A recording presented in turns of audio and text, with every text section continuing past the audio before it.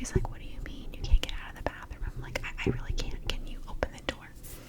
So she comes upstairs and she's like, all right, Chris, you need to unlock it. You need to unlock the door. I said, it is unlocked. She's like, no. So on her end, you guys, when you go to grab a locked door and it doesn't even move. It doesn't move either way.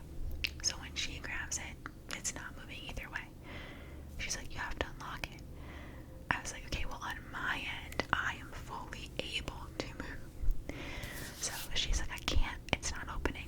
She's like, I'm gonna go get the manager or the owner of the establishment. So she goes downstairs and she's like, hey, like, my friend cannot, like, get out of the bathroom.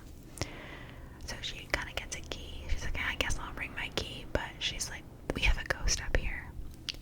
So anyway, she's like, what? She's like, yeah, we have a ghost up here, a male spirit, and he likes to mess with our guests. She's like, oh, she's kind of annoyed. She's like, he's never locked anyone in here before though. Like, almost like annoyed.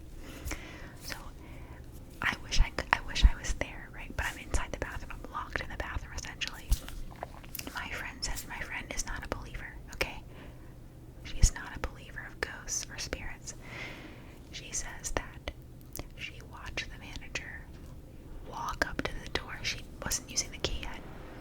And take her hand. And she was able to open the door.